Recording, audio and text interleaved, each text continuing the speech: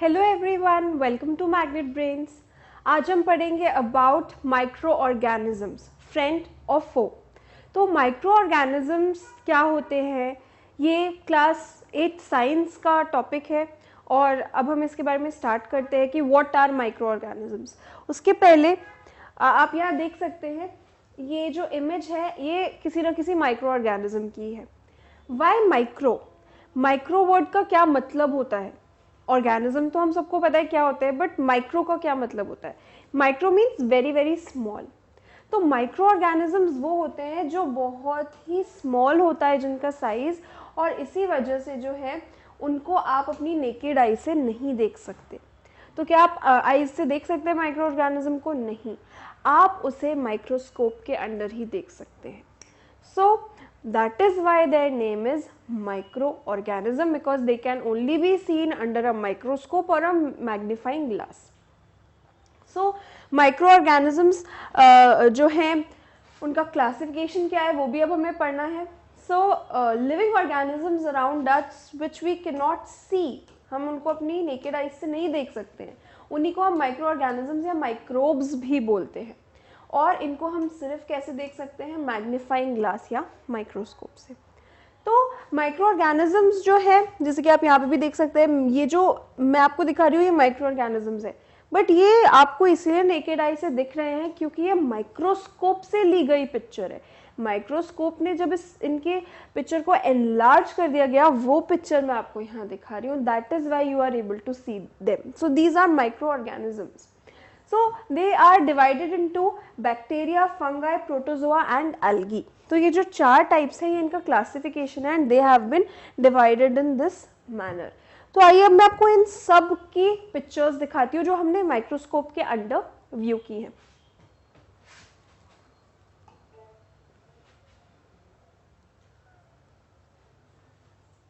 तो ये मैंने कैसे पिक्चर्स कलेक्ट करी है, आइए हम उसके लिए एक एक्टिविटी देखते हैं। Collect some moist soil from field in a beaker. तो आपने सॉइल कलेक्ट किया है और उसमें थोड़ा सा पानी ऐड कर दिया। एक बीकर में आपने सॉइल लिया और उसमें थोड़ा सा पानी ऐड कर दिया।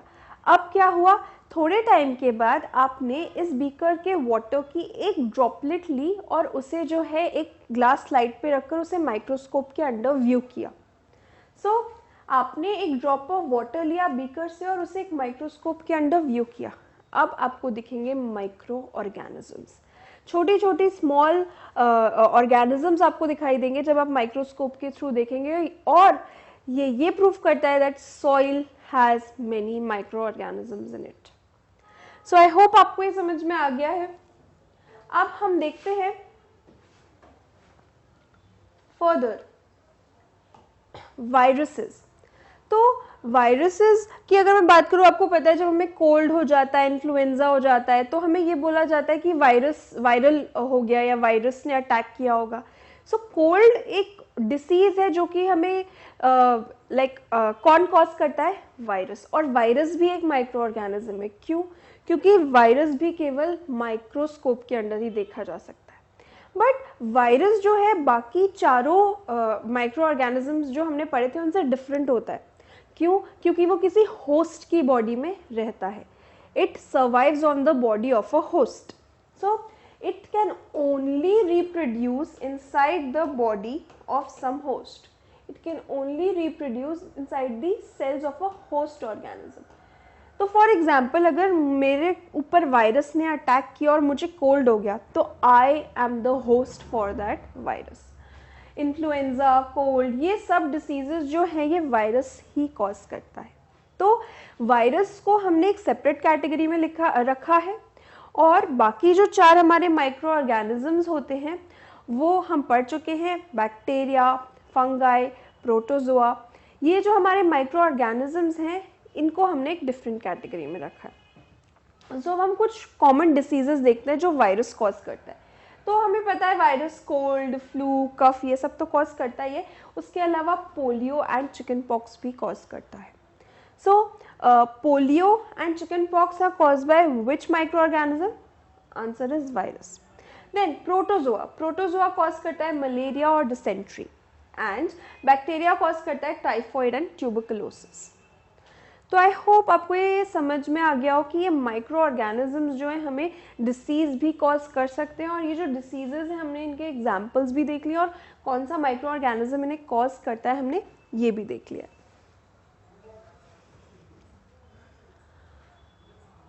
सो नेक्स्ट मैं आपको पिक्चर्स दिखाऊंगी जो कि माइक्रोस्कोप से ली गई हैं। So amoeba and paramecium, so you can see over here paramecium and amoeba, these are microorganisms। ये माइक्रोस्कोप से ही देखे जा सकते हैं, और ये जो इस कैटेगरी में आते हैं उस कैटेगरी का नाम है प्रोटोजोआ। हम पढ़ चुके हैं कि protozoa is a microorganism. So bacteria also we have studied, so here you can see the picture of bacteria. तो अब हम फंगाई के ऊपर जाएंगे, फंगाई की इमेजेस देखेंगे, and viruses and algae. So this is algae, Spirogyra and Chlamydomonas. तो Chlamydomonas और Spirogyra are examples of algae. So ये यहाँ पे आप स्ट्रक्चर देख सकते हैं Spirogyra का भी और Chlamydomonas का भी। तो ये Chlamydomonas जो है इनका शेप देखिए, ये भी एक algae है, बट इनके शेप में देखिए आपको इनके प्रोजेक्शंस जो निकल रहे हैं वो इनके स्ट्रक्चर को डिफाइन करते हैं। बट स्पाइरोगायरा में देखिए आप लॉन्ग ट्यूब्स के फॉर्म में है ये वाली algae. So these are all microorganisms and chlamydomonas have different shape then spirogyra. Virus, again this is an example of virus. इसका स्ट्रक्चर आप देखिए एकदम ही डिफरेंट है from the other organisms. So last but not the least are fungi. तो हमने जो है माइक्रो ऑर्गेनिजम्स स्टडी किए हैं, और उसमें हमने पढ़ा है जो हमारे 4 टाइप्स थे, उसमें से हमने फंगाई का डायग्राम हमारा मिसिंग था, तो मैं फंगाई भी आपको दिखा रही हूँ। और आपको पता है जो ब्रेड खराब हो जाती है उसमें जो खराब होने का रीज़न होता है बोलते हैं फंगस लग गई। सो दैट फंगस और fungi plural develops on the bread mould. Actual में अगर आप उसे माइक्रोस्कोप के थ्रू देखेंगे उस ब्रेड को तो आपको वो ऐसा दिखाई देगा। So this is explaining you about the fungi and Penicillium. See this is a different fungi, ये भी फंगाई है बट देखिए इसके और इसके स्ट्रक्चर में डिफरेंस है। तो this is also category of microorganisms which is fungi and its name is penicillium. Then we have aspergillus. तो एस्परजिलस का स्ट्रक्चर एकदम ही डिफरेंट है, but this is also a type of fungi. तो I hope आपको एक imagination हो गया है कि माइक्रो ऑर्गेनिजम्स क्या होते हैं और उन्हें हम किस तरीके से देख सकते हैं केवल माइक्रोस्कोप के थ्रू, और इनके जो डिफरेंट टाइप्स हैं विथ डायग्राम्स जो है मैंने आपको दिखा दिए हैं। तो आई होप आपको एक आइडिया लग गया होगा कि माइक्रो ऑर्गेनिजम्स होते क्या हैं। अब वो फ्रेंड हैं, फो हैं, ये सब जो डिटेल्स हैं हम हमारी नेक्स्ट वीडियो में डिस्कस करेंगे। Till then thank you.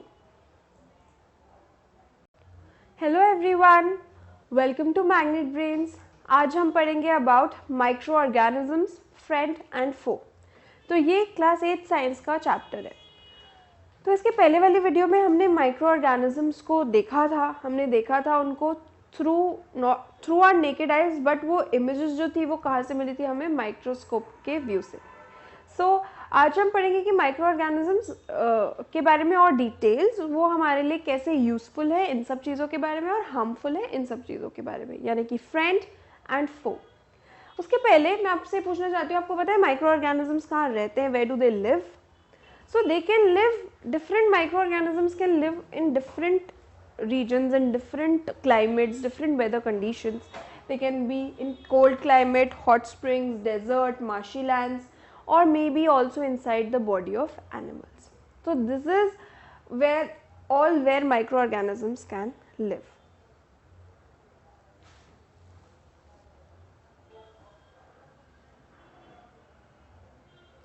So now we will do an activity जिससे कि हम देखेंगे माइक्रो ऑर्गेनिजम्स का वर्क।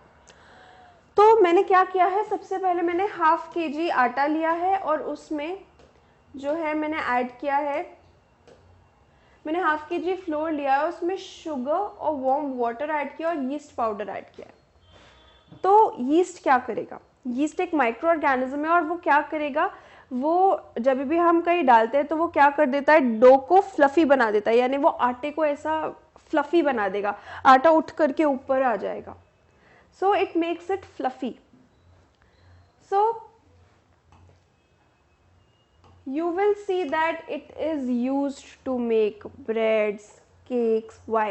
Because हमें पता है जब भी हम यीस्ट डालते हैं तो वो फुला देता है किसी भी चीज़ को, किसी हमारे जैसे आटे को या मैदे को फुला देता है, जिसकी वजह से वो गैस निकलती है, कार्बन डाइऑक्साइड, जिसकी वजह से जो है पोर्स आ जाते हैं, और ये जो है क्या करता है, हमारी ब्रेड्स, पेस्ट्रीज इन सबको सॉफ्ट बना देता है.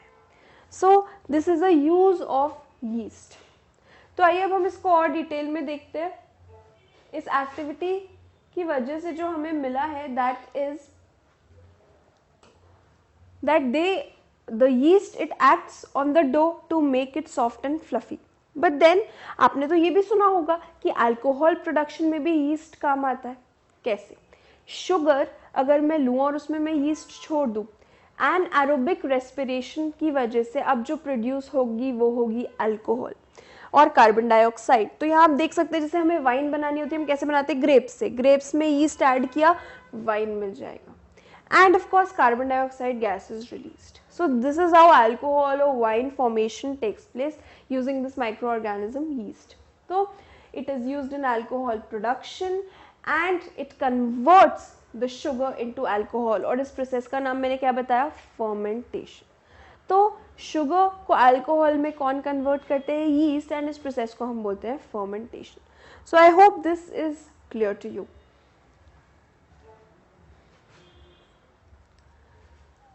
अब हम एक और एक्टिविटी देखते हैं और उस एक्टिविटी से फिर क्या हमारा फायदा होता है, क्या इन्फ्लुएंस है, फिर हम उस पर आएंगे.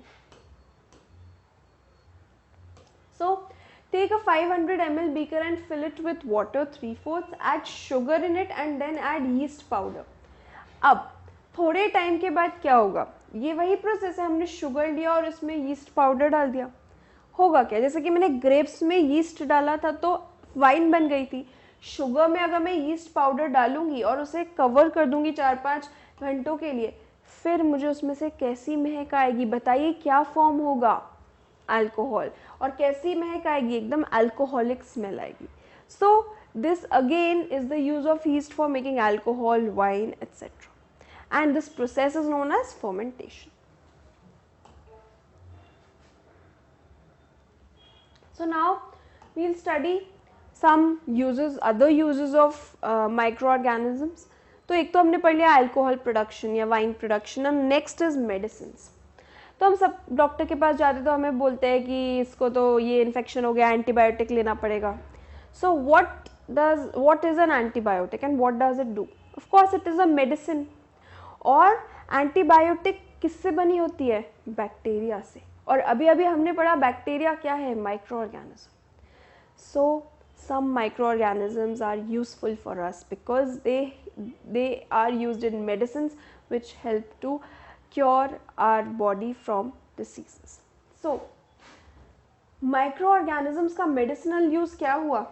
That they kill the disease causing microbes, and example antibiotic का है streptomycin. और ये जो है प्लांट डिसीजेस को भी कंट्रोल करते हैं. फॉर एग्जाम्पल अगर मैं बात करूँ, आपने सुना होगा कि पूरी की पूरी जो एक कैटल है, पूरी की पूरी उस हर्ड को कोई एक पर्टिकुलर डिसीज़ हो गया, तो उस डिसीज़ को प्रिवेंट करने के लिए हम क्या यूज़ करते हैं? हम कोई भी एंटीबायोटिक या कोई भी मेडिसिन यूज़ कर सकते हैं जिनको हम उनके फूड या फॉडर में स्प्रेड कर सकते हैं और उन्हें वो खिला सकते हैं और उन्हें उस डिसीज़ से बचा सकते हैं. सो this is how medicines are useful in plants as well as in animals.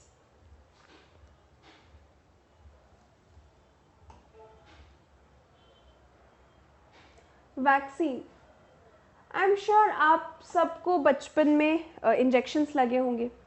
सो आप यहाँ देख सकते हैं ये बॉटल है, इसमें कोई एक पर्टिकुलर वैक्सीन है और ये इंजेक्शन के थ्रू आपकी बॉडी में इंसर्ट किया जाता है. So what is vaccine?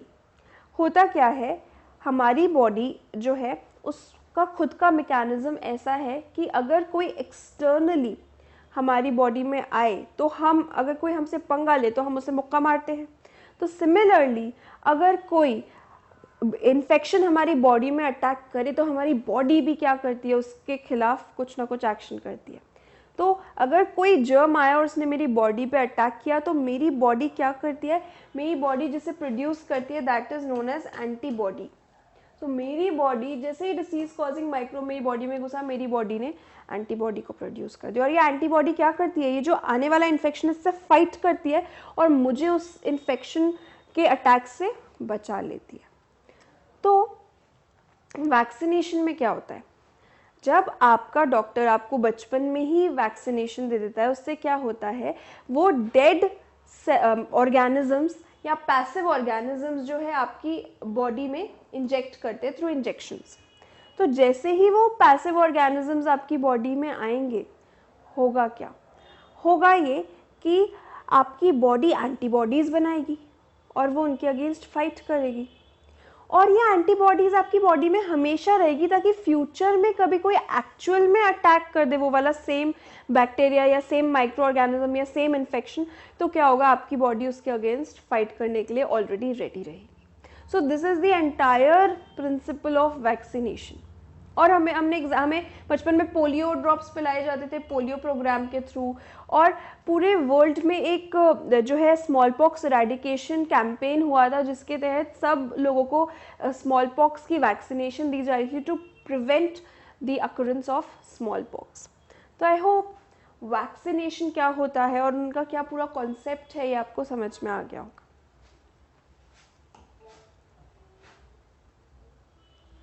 Soil fertility, अगर मैं आपसे बोलूँ कि रूट्स ऑफ लेग्यूमिनस प्लांट्स जो है वो क्या फिक्स करते हैं, नाइट्रोजन, और नाइट्रोजन जो है वो हमारे प्लांट्स के ग्रोथ के लिए बहुत इंपॉर्टेंट होती है।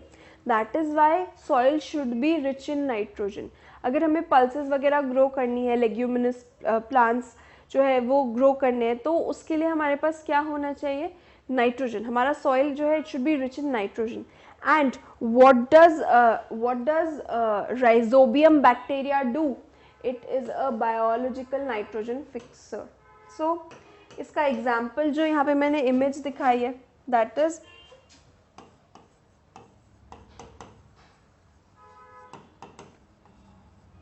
so rhizobium bacteria fixes nitrogen and that nitrogen enriches the soil.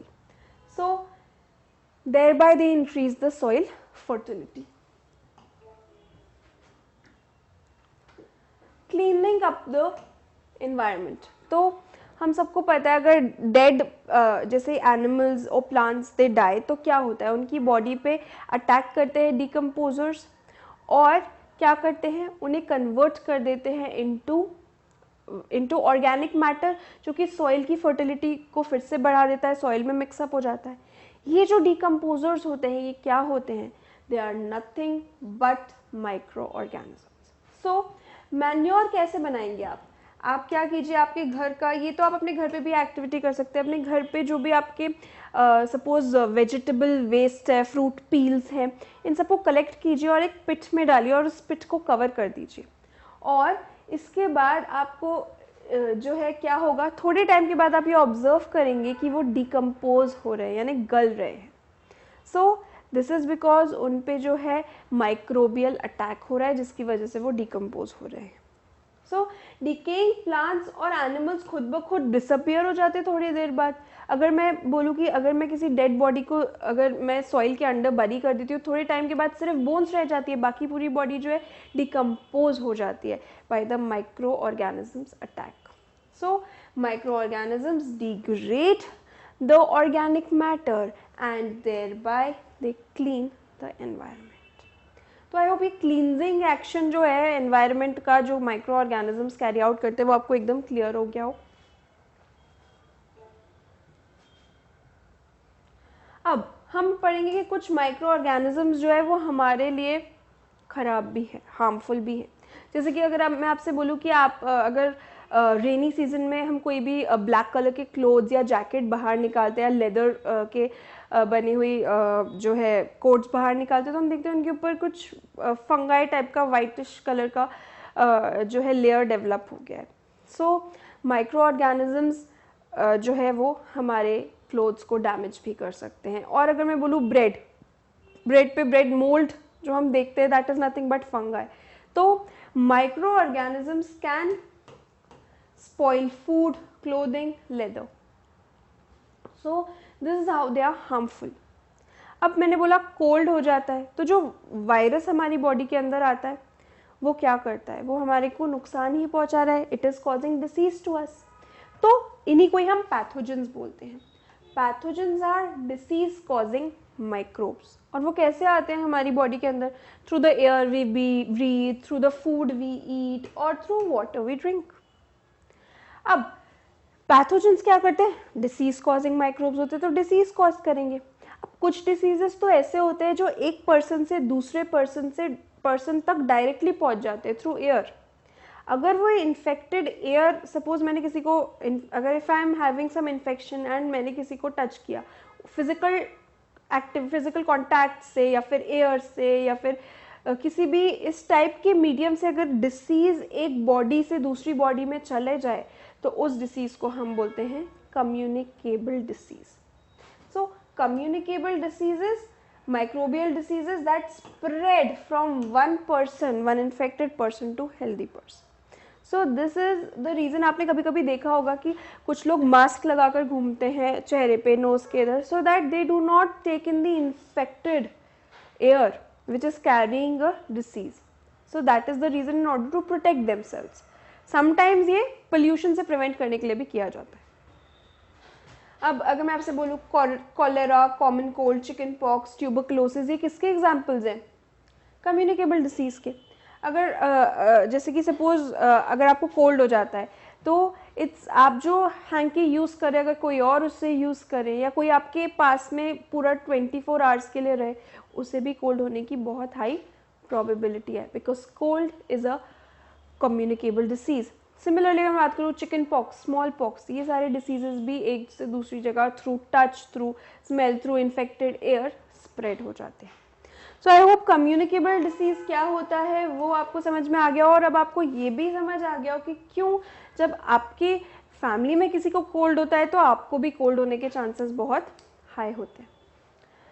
अगर मैं और हार्मफुल ऑर्गेनिजम्स की, माइक्रो ऑर्गेनिजम्स की बात करूँ तो हम डिस्कस करते हैं अबाउट डिसीज कॉजिंग माइक्रोब्स. अब इसमें हम बात कर सकते हैं अबाउट हाउस फ्लाई. जो मक्खी होती है वो कचरे के ऊपर बैठती है, वहाँ पे जो माइक्रो ऑर्गेनिजम्स होते हैं जो डिसीज कॉज करने वाले, वो उसके लेग्स पर स्टिक हो जाते हैं. और जब वही हाउस फ्लाई या मक्खी हमारे खाने पे बैठेगी तो वो माइक्रो ऑर्गेनिज्म वहाँ से कचरे से हमारे खाने पे आ जाएगा और उसे हम खा लेंगे, हमें डिसीज हो जाएगा. So that is why it is said कि cleanliness should be there in our surroundings, ताकि हम ऐसे भी किसी डिसीज से बच सकें. So housefly is a carrier of disease, and ये अगर गार्बेज और ह्यूमन एक्सक्रीटा पे बैठेगी तो जो डिसीज कॉजिंग माइक्रोब्स है जिनको हमने पैथोजन बोला था वो उसकी बॉडी पे स्टिक होकर हम तक डिसीज फैलाएंगे. इसका एक बहुत ही कॉमन एग्जाम्पल है मलेरिया. आप देख सकते हैं यहाँ पर, आप सबने सुना होगा कि मलेरिया कौन सी मॉस्किटो कॉज करती है? Female anopheles mosquito. ये जो है ये कैरी करती है वो पैरासाइट जो मलेरिया कॉज करता है और उसका नाम है प्लाज्मोडियम. सो एक्चुअली में जो माइक्रो ऑर्गेनिज्म रिस्पॉन्सिबल है for causing malaria is Plasmodium, but उसको हमारी बॉडी तक लेकर कौन आता है? That is nothing but female Anopheles mosquito. Again dengue भी इसी तरीके से होता है. तो फीमेल एडिस मॉस्किटो क्या करती है? It is a carrier of dengue virus. तो डेंगू वायरस हम तक कैसे पहुंचता है? Through this career.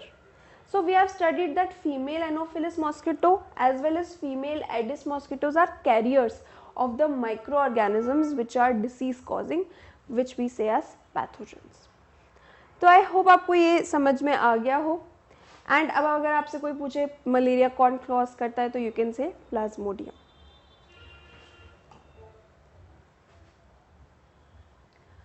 Again harmful micro organisms, हमने ये देखा है कि जब भी जो हमारे फार्मर्स होते हैं जो कि काम करते हैं वूल,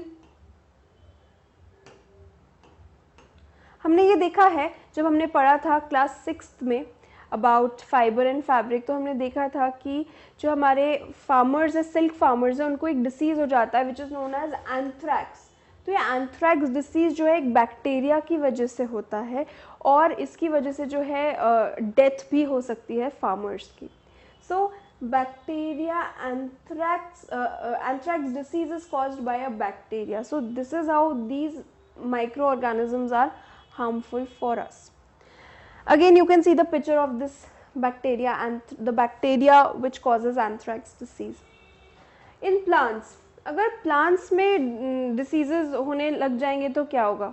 Crops properly grow नहीं कर पाएंगे, उनकी जो yield है वो अच्छी नहीं होगी। यानी हमें अगर हम बात करें कि कोई डिसीज़ आ गया है किसी भी एक पर्टिकुलर क्रॉप में, तो वो पूरा का पूरा क्रॉप जो है वो ख़राब हो जाएगा, हम उसको यूज़ नहीं कर सकते कुकिंग के लिए।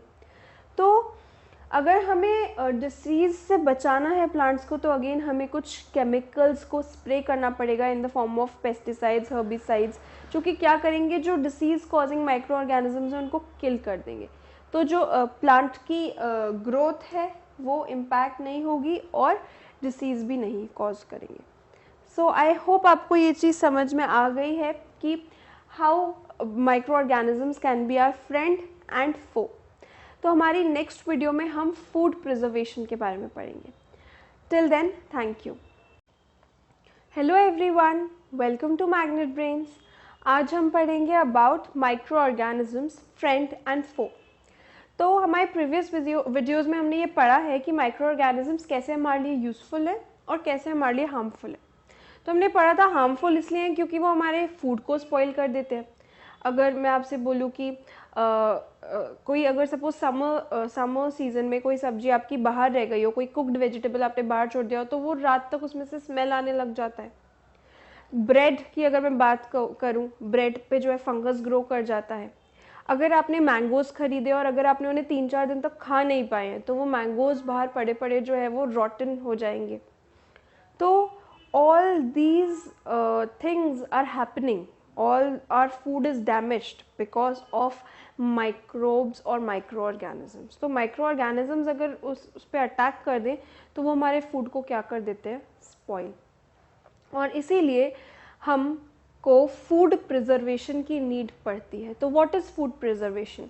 अपने फूड को माइक्रोबियल अटैक से बचाना ही होता है फूड प्रिजर्वेशन। कैसे अपने फूड की लाइफ जो है वो लॉन्ग करें, यानी कि वो जो फूड है वो जल्दी से जल्दी ख़राब ना हो। जैसे कि अगर मैं बात करूँ सब्जी रोटी, ये तो हम डेली यूज़ करते हैं, डेली ख़त्म हो जाता है। बट अगर मैं बात करूँ पिकल्स की, अचार की अगर मैं बात करूँ, तो अचार को तो हम आज खरीदते हैं और हम 6 महीने तक खाते हैं। तो ऐसा कैसे हो पाता है? वो अचार माइक्रोबियल अटैक से कैसे बच जाता है? दैट इज़ बिकॉज हम उसमें कुछ प्रिजर्वेटिव डालते हैं। अगर मैं बात करूँ जैम, जेलीज, ये सब जो आप कंज्यूम करते हैं, जो आपको मार्केट में फ्रूट्स मिलते हैं, जैसे कि आप यहाँ देख सकते हैं, उनमें ऑलरेडी कोई ना कोई प्रिजर्वेटिव डला होता है जो उनकी लाइफ को लॉन्ग कर देता है, वो जल्दी से ख़राब नहीं होते। So this is only known as food preservation.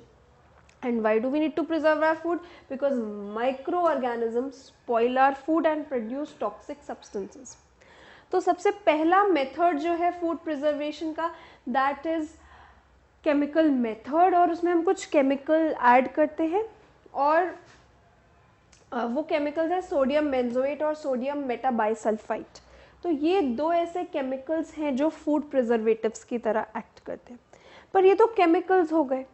अगर हम केमिकल्स ना यूज़ करना चाहें तो हम क्या यूज़ कर सकते हैं? सॉल्ट्स और ऑयल। अगर मैं आपसे बात करूं, कॉमन सॉल्ट भी प्रिजर्वेशन के काम आ सकता है। आपने देखा होगा फिश के ऊपर अगर हम बात करें, मीट या फिश के ऊपर हम सॉल्ट की एक कवरिंग बना देते हैं। तो उस कवरिंग से क्या होता है, सॉल्ट की एक लेयर उनके ऊपर अगर आ जाती है तो माइक्रोबियल अटैक से उनके ऊपर प्रोटेक्शन हो जाता है, तो माइक्रोब्स उनके ऊपर अटैक ईजिली नहीं कर पाते। सिमिलरली आपने देखा होगा अचार की बॉटल में बहुत सारा तेल होता है, तो that oil itself acts as a preservative. So they check the growth of bacteria. Now preservation by sugar. तो अगर मैं बात करूं शुगर क्या करती है, शुगर जो है ना, मतलब जहाँ शुगर होता है वो वाटर को नहीं आने देती है, मॉइस्चर का कंटेंट कम कर देती है, यानी कि पानी जो है सोख लेती है, उसको कम कर देती है। तो उसकी वजह से पानी नहीं होगा तो क्या होगा, माइक्रोबियल अटैक जो है वो उसके चांसेस बहुत ही कम हो जाएंगे। सो जैम्स और जेलीज में आप देखते हैं शुगर का एक वो पूरा का पूरा लेयर तरीके से जम जाता है, तो वो क्या करता है, वो माइक्रोबियल अटैक को चेक करता है, उसे प्रिवेंट करता है। सो आई होप ये chemical method, common salt and sugar आपको समझ में आ गया हो। अब हम आगे बढ़ते हैं और मेथड्स की तरफ जिनसे कि फूड प्रिजर्वेशन किया जा सकता है। आपको पता है विनेगर, ऑयल, ये सब भी यूज़ किए जा सकते हैं फूड प्रिजर्वेशन के लिए। एंड सबसे इम्पॉर्टेंट चीज़, अगर सपोज़ आपने कोई सब्जी बनाई है मॉर्निंग में और अगर आपको उसको रात तक खाना है, तो आप क्या करेंगे, आप उसे फ्रिज में रख देंगे तो वो ख़राब नहीं होगी, इसीलिए तो हम फ्रिज यूज़ करते हैं। अगर मैं बहुत सारे फ्रूट्स खरीद के ले आई हूँ और मुझे उन्हें ओवर अ वीक खाना है, तो वो तो ख़राब हो जाएंगे अगर मैं बाहर रखूँगी उन्हें, तो इसीलिए आपके मदर फ्रूट्स को कहाँ स्टोर करती है, फ्रिज के अंदर। तो this is how microbial attack is prevented. Why? क्योंकि लो टेम्परेचर पे माइक्रोब्स सर्वाइव ही नहीं कर सकते। तो अगर लो टेम्परेचर पे microbes can not live, they can not survive, तो वो वहाँ पर पनपेंगे ही नहीं, वो वहाँ पर होंगे ही नहीं, तो उनके अटैक के कोई चांसेस ही नहीं होंगे। So that is why refrigeration is a method which is used to preserve food. जैसे कि अगर मैं बोलूँ ठंड के अगर मौसम में मैं कोई भी खाने का आइटम बाहर रख दूँ तो वो बहुत जल्दी ख़राब नहीं होता है, बट गर्मी में वही आइटम बहुत जल्दी ख़राब हो जाता है। ऐसा क्यों? क्योंकि ठंड के समय में ऑलरेडी लो टेम्परेचर है, microbes can not survive at that temperature, तो इसीलिए कभी कभी रेफ्रिजरेशन की भी नीड नहीं पड़ती है। सो अगर मैं बात करूँ व्हाट अबाउट हीटिंग, अगर मैं हीट कर रही हूँ, अगर मैंने सुपर लो टेम्परेचर कर दिया, वेरी गुड, माइक्रो ऑर्गेनिजम्स के नॉट सर्वाइव। बट अगर मैंने बहुत हाई टेम्परेचर कर दिया, मैंने बॉईल कर दिया, उससे भी क्या होगा, उतने हाई टेम्परेचर पे भी माइक्रोब्स के नॉट सर्वाइव। इसीलिए हम सबको पता है कि हम दूध को क्या करते हैं, बॉईल करते हैं, वाटर को बॉईल करके पीते हैं, तो उसमें से सारे माइक्रो ऑर्गेनिजम्स जो है वो किल हो जाते हैं। So I hope high and low temperature कैसे होते हैं यूज़फुल हमें माइक्रोबियल अटैक से प्रिवेंट करने के लिए, वो आपको समझ में आ गया होगा। Now storage and packing. अब अगर आप चिप्स के पैकेट्स देखें तो चिप्स के पैकेट्स जो है उनको एकदम सील्ड रखा जाता है, पूरा प्रॉपरली पैक्ड रखा जाता है। अगर मैं किसी चिप्स के पैकेट की बात करूं जिसमें कि जिसे मैं ओपन करके रख दूं थोड़े दिन तक, तो क्या होगा, वो चिप्स एकदम सॉफ्ट हो जाएंगे, ख़राब हो जाएंगे। ऐसा इसीलिए क्योंकि उन पर बैक्टीरिया अटैक कर देगा। तभी हम उनको एक सील्ड एयर टाइट जो है पैकेट्स में रखते हैं, और एयर टाइट कंटेनर्स में ही हमें फूड को स्टोर करना चाहिए ताकि उनमें माइक्रो ऑर्गेनिजम्स का अटैक ना हो पाए। So this is very important to prevent the attack of microbes. तो आई होप आपको ये फूड प्रिजर्वेशन की जो तरीके हैं ये समझ में आ गए हों। तो हमारी नेक्स्ट वीडियो में हम पढ़ेंगे about the nitrogen cycle and how does nitrogen gets fixed. Till then, thank you. Hello everyone, welcome to Magnet Brains. आज हम पढ़ेंगे about microorganisms, friend and foe. तो इस चैप्टर में हम पढ़ेंगे आज about नाइट्रोजन साइकिल। उसके पहले मैं आपको ये बताना चाहूँगी कि नाइट्रोजन जिसका कि फॉर्मूला है N2, वो जो है प्लांट्स के लिए बहुत ज़रूरी होती है, क्योंकि हमने हमारे फर्स्ट चैप्टर में पढ़ा था क्लास 8 साइंस के कि अगर प्लांट्स नाइट्रोजन में लैक करें तो हम NPK नाम के जो है या फिर नाइट्रोजन कंटेनिंग जो है फर्टिलाइजर्स वो उसमें ऐड करते हैं। तो इसीलिए अगर प्लांट्स को नाइट्रोजन नहीं मिलेगा तो वो जो है एक इम्पॉर्टेंट न्यूट्रिएंट है और उसका लैक जो है उनके लिए अच्छा नहीं होगा। तो देयरफॉर नाइट्रोजन कैसे मिले, किस तरीके से नाइट्रोजन नेचुरली प्लांट्स को अवेलेबल हो पाती है, सबसे पहले हमें इसके बारे में बात करना है। तो नाइट्रोजन अगर प्लांट्स को अवेलेबल होती है तो that is via nitrogen fixation, यानी नाइट्रोजन को फिक्स करना, उसको ट्रैप करना। So what is nitrogen fixation? Trapping of nitrogen, nitrogen को ट्रैप करना, दैट इज नाइट्रोजन फिक्सेशन। अब करता कौन है? मैं या आप तो नाइट्रोजन को फिक्स नहीं कर सकते। नाइट्रोजन को फिक्स करने वाला बैक्टीरिया होता है राइजोबियम। तो राइजोबियम एक ऐसा बैक्टीरिया है जो कि रूट नोड्यूल्स ऑफ जो आपके लेग्यूमिनस प्लांट्स होते हैं उसमें प्रेजेंट होता है। रूट के जो फाइन फाइन हेयर्स होते हैं वहाँ पर जाकर वहाँ पर ये जो राइजोबियम बैक्टीरिया ये वहाँ होता है, और दाल पल्सेस इनके ज़्यादातर इन प्लांट्स के रूट नोड्यूल्स में पाया जाता है। तो करता क्या है ये, नाइट्रोजन को फिक्स कर लेता है, नाइट्रोजन फ्रॉम द एटमॉस्फेयर। अब मैं आपसे क्वेश्चन पूछूं कि नाइट्रोजन एटमॉस्फेयर में कितना % है, तो प्लीज़ इसका आंसर कमेंट सेक्शन में ज़रूर बताइए कि what is the percentage of nitrogen in the atmosphere और इन द एयर। तो अब इस नाइट्रोजन को फिक्स कौन करता है, राइजोबियम बैक्टीरिया। तो आपको पता है ये जो लेग्यूमिनस प्लांट्स होते हैं ये राइजोबियम बैक्टीरिया को अपने रूट्स में क्यों रहने देते हैं, क्योंकि ये एक सिम्बायोटिक रिलेशनशिप है। Now what do I mean by symbiotic? Symbiotic का मतलब होता है जब दोनों को फायदा हो, यानी कि जब ये जो बैक्टीरिया है रूट नोड्यूल्स में रह सकता है तो इसको कुछ काम भी करना पड़ेगा, और ये जो काम करता है that is fixation of nitrogen. So this is how plant को भी बेनिफिट होता है और बैक्टीरिया को भी बेनिफिट होता है। तो इसको हम बोलते हैं सिम्बायोटिक रिलेशनशिप। और क्या तरीका है जिससे नाइट्रोजन फिक्स हो सके, तो नाइट्रोजन फिक्स हो सकती है बाय लाइटनिंग। जब भी लाइटनिंग या थंडरस्टॉर्म आता है तो क्या होता है, उसकी वजह से नाइट्रोजन जो है वो ब्रेक हो जाता है नाइट्रोजन एटम्स में, N2 ब्रेक हो जाता है NN एटम्स में, और वो ऑक्सीजन के साथ कंबाइन करके कुछ कंपाउंड्स बना लेते हैं जो कि क्या करते हैं, रेन के साथ, thunderstorms are also accompanied by rains, तो रेन के साथ वो जो है नाइट्रेट के फॉर्म में आ जाते हैं और सॉइल को नाइट्रेट से एनरिच कर देते हैं। सो इसी तरीके से लाइटनिंग से भी नाइट्रोजन मिल सकती है। तो राइजोबियम बैक्टीरिया जो कि रूट नोड्यूल्स में आपको ये दिख रहे हैं, दीज आर नथिंग बट, ये जो स्फेरिकल आपको दिख रहे हैं these are nothing but rhizobium bacteria, right. So ये राइजोबियम बैक्टीरिया रिस्पॉन्सिबल है mainly for fixation of nitrogen. और फिर ये क्या करते हैं, नाइट्रोजन को फिक्स करने के बाद उन्हें एक यूजेबल फॉर्म में कन्वर्ट करते हैं, यानी कि कुछ नाइट्रोजन कंपाउंड्स बना देते हैं। नाइट्रोजन N2 को ट्रैप करने के बाद कुछ कंपाउंड्स बना लेते हैं, और वो कंपाउंड्स ही क्या करते हैं, प्लांट्स के लिए यूजफुल होते हैं। तो यूजेबल फॉर्म में भी कौन कन्वर्ट करता है, बैक्टीरिया। तो आई होप ये आपको समझ में आ गया हो। तो इसके बाद ही हम पढ़ेंगे नाइट्रोजन साइकिल।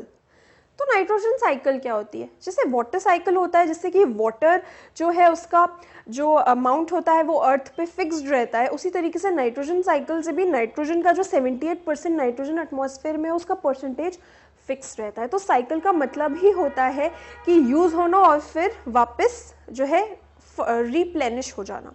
तो आइए अब हम डिटेल में नाइट्रोजन साइकिल के बारे में पढ़ते हैं। तो पहले मैं आपको नाइट्रोजन साइकिल के बारे में थोड़ा सा डिटेल दूंगी, और फिर मैं आपको एक सिंपल डायग्राम के थ्रू उसे लर्न करवाऊंगी। सो सबसे पहली बात जो हम जानते हैं कि एटमॉस्फेयर में कितना % नाइट्रोजन है, 78% nitrogen is there, nitrogen gas is there. और अभी अभी हमने पढ़ा कि कौन रिस्पॉन्सिबल है नाइट्रोजन को फिक्स करने के लिए, मेनली राइजोबियम बैक्टीरिया एंड कुछ ब्लू ग्रीन एल्गी भी होते हैं जो कि नाइट्रोजन को फिक्स कर लेते हैं और फिर उसे नाइट्रोजन कंपाउंड्स में कन्वर्ट कर लेते हैं जो कि यूजेबल फॉर्म है प्लांट्स के लिए। अब ये जो नाइट्रोजन कंपाउंड्स हमारे क्रॉप्स को मिले वो क्या करेंगे, वो इस नाइट्रोजन को यूज़ करके क्या करेंगे, प्रोटीन्स में कन्वर्ट कर देंगे। तो नाइट्रोजन जो है, नाइट्रोजन और नाइट्रोजन के कंपाउंड्स जो हैं वो किस काम में आते हैं, वो कन्वर्ट हो जाते हैं प्लांट प्रोटीन्स में। और अगर उन प्लांट प्रोटीन्स को हम एनिमल्स कंज्यूम कर लें तो हमारे अंदर वो प्रोटीन्स आ जाते हैं। सो इसी तरीके से इसीलिए आपको कहा जाता है कि हमें अगर प्रोटीन्स इनटेक करना है, proteins is a very vital substance for your body, is a very vital nutrient for your body। तो वो आपको किससे मिलता है, दाल और पल्सेस, जिनके कि रूट नोड्यूल्स में कौन रहता है, राइजोबियम बैक्टीरिया, वो नाइट्रोजन को फिक्स करता है और उसको प्लांट न्यूट्रिएंट्स में कन्वर्ट करता है, प्लांट प्रोटीन्स में कन्वर्ट करता है, जिन्हें जब हम खाते हैं तो वो प्रोटीन्स हमें मिल जाते हैं। तो आई होप आपको ये आधी कहानी समझ में आई हो कि बैक्टीरिया और ब्लू ग्रीन एल्गी क्या करते हैं, वो फिक्स करते हैं नाइट्रोजन को और उसको यूजेबल फॉर्म में कन्वर्ट करते हैं और प्लांट प्रोटीन्स बनाते हैं, और एनिमल्स जब उन पे फीड करते हैं तो उनमें ये प्रोटीन्स चला जाता है। ये तो आधी कहानी हो गई। अब क्या होगा, नाइट्रोजन रिसाइकल कैसे होगा? जब प्लांट्स और एनिमल्स डाई करेंगे, when they die what happens is उन पर माइक्रो ऑर्गेनिजम्स अटैक करेंगे और ये जो नाइट्रोजनस वेस्ट्स हैं क्या होगा, ये वापस सॉइल में लौट जाएंगी, वापस क्रॉप्स को जो है एज अ प्लांट्स जो ऐसे रीयूज कर लेंगे नाइट्रोजन कंपाउंड्स को। बट कुछ ऐसे भी बैक्टीरिया होते हैं जो क्या करते हैं, डायरेक्टली इन कंपाउंड्स को नाइट्रोजन में कन्वर्ट कर देते हैं। जी हाँ, N2 में कन्वर्ट कर देते हैं, और N2 तो एक गैस होती है, वो फिर से एटमॉस्फेयर में चली जाती है। इसी तरीके से the amount of nitrogen gas present in the atmosphere remains fixed, that is 78%। तो ये हुई आपकी पूरी की पूरी नाइट्रोजन साइकिल। तो आई होप ये पॉइंट्स आपको समझ में आ गए हैं। तो अब मैं इसको एक सिस्टमैटिक डायग्राम के थ्रू आपको दिखाऊंगी और फिर से रिवाइज कराऊंगी।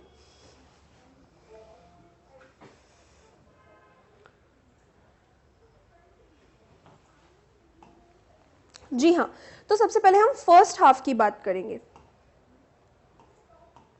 जिसमें कि हमें पता है एटमॉस्फेरिक नाइट्रोजन जो 78% होती है वो लाइटनिंग से या फिर बैक्टीरिया या ब्लू ग्रीन एल्गी से, लाइटनिंग से या बैक्टीरिया या ब्लू ग्रीन एल्गी जो है उसे फिक्स करने के काम आते हैं। और ये ब्लू ग्रीन एल्गी उसे यूजेबल फॉर्म में भी कन्वर्ट करते हैं, यानी नाइट्रोजन कंपाउंड्स में कन्वर्ट करते हैं, और फिर इन्हें लेता कौन है, प्लांट्स। तो सॉइल में ये चले जाते हैं और सॉइल से इन्हें लेता कौन है, प्लांट। तो this is Uptake by plants. तो आई होप ये इतनी हाफ चीज आपको समझ में आ गई हो। अब ये तो nitrogen fixation and nitrogen compounds coming into the soil and then through the soil going to the plants हो गया। अब plants को कौन खाते हैं, एनिमल्स। तो एनिमल्स में चले गए प्लांट प्रोटीन्स, एनिमल्स में चले गए। अब होगा क्या, when plants and animals die, तो ये सारा जो नाइट्रोजनस वेस्ट है या तो ये रीयूज हो जाएगा प्लांट्स के से जब सॉइल में चला जाएगा, या फिर कुछ बैक्टीरिया क्या करते हैं, कुछ बैक्टीरिया डायरेक्टली इसे कन्वर्ट कर देते हैं नाइट्रोजन गैस में, जो कि फिर से 78% को मेंटेन करने में मदद करता है। तो I hope the entire nitrogen cycle is now clear to you, और अगर ये आपके एग्जाम्स में आए तो आप इसे खुद से भी बना सकते हैं। इसे हमें 2 स्टेप्स में लर्न करना है, first nitrogen fixation and then how is it consumed and returned back और रिसाइकल्ड।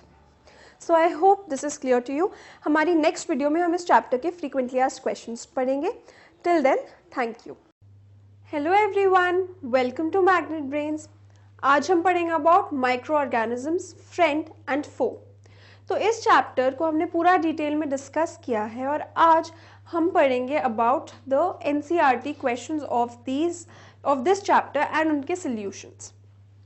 तो आइए देखते हैं first question, fill in the blanks. Microorganisms can be seen with the help of a, हमें पता है माइक्रो का मतलब ही होता है वेरी स्मॉल, तो वो हमें नेकेड आई से नहीं दिखते हैं बल्कि माइक्रोस्कोप से दिखते हैं। Blue green algae fix dash directly from air. हमें पता है ब्लू ग्रीन एल्गी और राइजोबियम बैक्टीरिया नाइट्रोजन को डायरेक्टली फिक्स कर लेते हैं। Alcohol is produced with the help of yeast, और इस प्रोसेस को हम बोलते हैं fermentation. Cholera is caused by, हमें पता है कोलेरा एक डिसीज है जिसको कि बैक्टीरियल डिसीज कहते हैं, तो क्योंकि ये बैक्टीरिया हमें कॉज करता है। तो आई होप आपको ये समझ आ गया हो। Tick the correct answer. Yeast is used in the production of, तो हम सबको पता है कि यीस्ट से अल्कोहल मिलता है। The following is an antibiotic. जी हाँ, मैं आपको एग्जाम्पल पढ़ा चुकी हूँ स्ट्रेप्टोमाइसिन का, जो कि एक एंटीबायोटिक है। जब हम बीमार होते हैं तो हम इसे लेते हैं। Carrier of malaria causing protozoan is, जी हाँ, ये मैंने आपको लर्न कराया था, it is a female anopheles mosquito.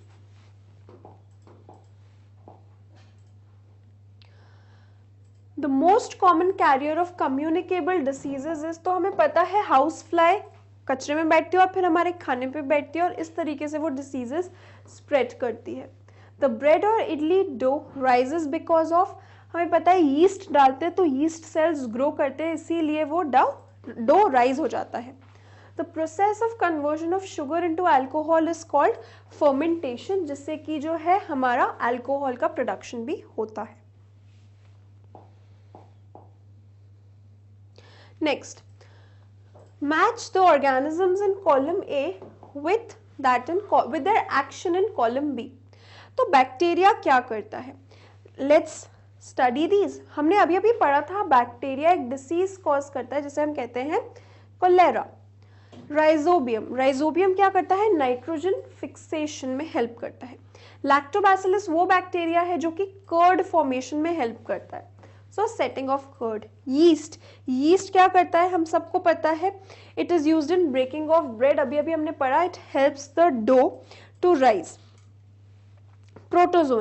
Protozoan की अगर हम बात करें तो हमारे पास ऑप्शन बचता है कॉजिंग मलेरिया, जी हाँ। अब वायरस, हमें पता है वायरस क्या करता है, एड्स कॉज करता है, so AIDS is caused by HIV virus. So I hope ये आप सबको एकदम क्लियर है। So let's proceed to next. Can microorganisms be seen with naked आई?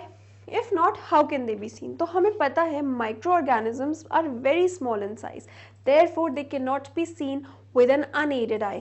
उनको देखने के लिए हमें एक माइक्रोस्कोप चाहिए होता है या फिर एक मैग्नीफाइंग ग्लास चाहिए होता है। तो microscope I am sure available है आपके बायोलॉजी लैब में, आप वहाँ जाकर माइक्रो ऑर्गेनिजम्स को देख सकते हैं through the microscope. What are the major groups of microorganisms? हमने पढ़े थे 4 major classifications, bacteria, fungi, protozoa and algae. But viruses भी microorganisms है, but एक different category है। और ये microorganisms क्यों है? क्योंकि ये भी unaided eye से नहीं दिखते। So let's see some example. ये 2 algaes है, क्लेमाइडोमोनास और स्पाइरोगाइरा, जैसे कि हम हमारी वीडियो में भी देख चुके हैं। Protozoans are amoeba and paramecium. Then fungi you have penicillium, aspergillus and here you have bread mould. Bread mould एक ऐसा फंगाई जिसे आप माइक्रोस्कोप के थ्रू या फिर आप मैग्नीफाइंग ग्लास के थ्रू भी देख सकते हैं। Then viruses you can see over here and bacteria you can see over here. So I hope ये आपको क्लियर है। Next question, name the microorganisms which can fix atmospheric nitrogen. तो azotobacter और क्लोस्ट्रीडियम तो है ही, बट हमने इस chapter में सबसे कॉमनली राइजोबियम के बारे में पढ़ा है, जो कि root nodules of leguminous plant में होता है और नाइट्रोजन फिक्स कर लेता है एटमॉस्फेयर से। Write 10 lines on the usefulness of microorganisms in our life. अब हमें पता है जो बैक्टीरिया लैक्टोबैसिलस है वो मिल्क से हमें कर्ड देता है।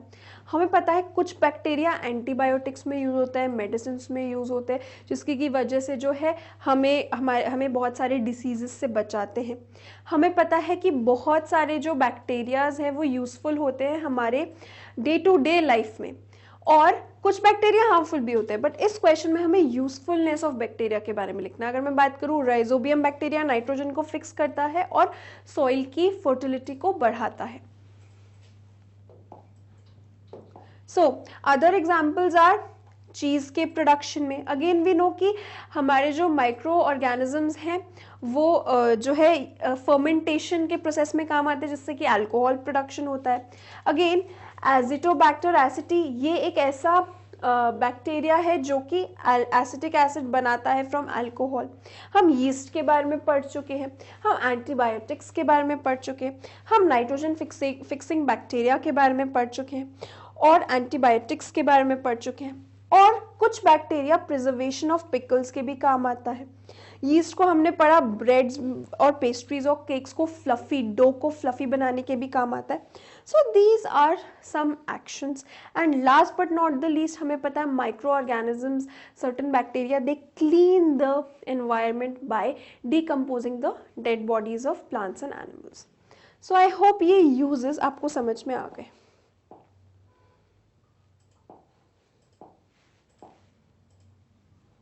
Next, write a short paragraph on harmful effect. अब हम हार्मफुल इफेक्ट के बारे में बात करेंगे. तो इसमें हमें पता है, एक तो हमने पढ़ा था एंथ्रैक्स बैक्टीरिया, वो जो है यूज होता है सिल्कवॉर्म के जो फार्मर्स होते हैं उनको बहुत ज़्यादा डिसीज हो जाता है उसकी वजह से. अगेन हमने पढ़ा है about many diseases like cold, cough, flu, ये सब कुछ बैक्टीरिया और कुछ वायरसेस हमें कॉज करते हैं. सो ये डिसीज कॉज करते हैं और इन्हें हम क्या बोलते हैं, डिसीज कॉजिंग माइक्रोब्स को? पैथोजेंस. तो some micro organisms are pathogens because they cause diseases in human beings. और इन डिसीजेस के नाम है कफ, पोलियो, चिकन पॉक्स, ये वायरसेस कॉज करते हैं. अगेन टाइफॉइड, ट्यूबरक्लोसिस, ये डिसीजेस बैक्टीरिया कॉज करते हैं. Anthrax is a disease caused to human beings and it is a cattle disease. Again, dysentery and malaria are caused by protozoa. Ringworm disease is caused by fungi, and there are many other harmful effects of microorganisms. जैसे कि हम day to day life में देखते हैं कि bread mould हो जाता है, हमारी ब्रेड खराब हो जाती है, उसमें फंगाई डेवलप हो जाता है. So again that is also a harmful effect of micro organisms. तो आई होप आप इनमें से कुछ 4-5 जरूर लर्न कर पाएंगे.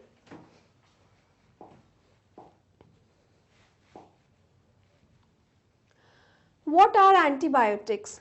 What precautions must be taken while taking excess antibiotics? तो जब भी आप एंटीबायोटिक्स लेते हैं, जब भी आप एंटीबायोटिक्स लेते हैं तो एंटीबायोटिक्स सबसे पहले होता क्या है और उन्हें क्यों लिया जाता है? हमें पता है हमारी बॉडी में कुछ डिसीजेस होते हैं, तो उनको हम जो है उन डिसीजेस को क्योर करने के लिए एंटीबायोटिक्स लेते हैं. तो एंटीबायोटिक्स क्या करते हैं, वो डिसीज से हमें छुटकारा दे देते हैं. अब वो एंटीबायोटिक्स हमें ज़्यादा क्यों नहीं लेना चाहिए? सपोज हमने एंटीबायोटिक्स लिए तो कुछ एंटीबायोटिक्स हमारी बॉडी पे साइड इफेक्ट्स कर देते हैं, इसलिए पहली चीज़ हमें डॉक्टर की एडवाइस से लेना चाहिए. दूसरी चीज़ हमें एंटीबायोटिक्स का कोर्स कंप्लीट करना चाहिए. तीसरी चीज़, अगर हम बिना डॉक्टर से पूछे एंटीबायोटिक्स लेंगे तो हमारी बॉडी में कुछ ऐसे बैक्टीरिया डेवलप हो जाएंगे जो कि जब एक्चुअल में बीमारी आएगी और तब हम एंटीबायोटिक्स खाएंगे तो भी कोई असर नहीं करेंगे. सो वो रेजिस्टेंट हो जाएगी हमारी बॉडी उन एंटीबायोटिक्स से, इसीलिए हमें उन्हें विदाउट कंसल्टिंग द डॉक्टर नहीं लेना चाहिए. So antibiotics are medicines which kill the growth of disease causing microbes and they cure diseases. So I hope this question is clear to you.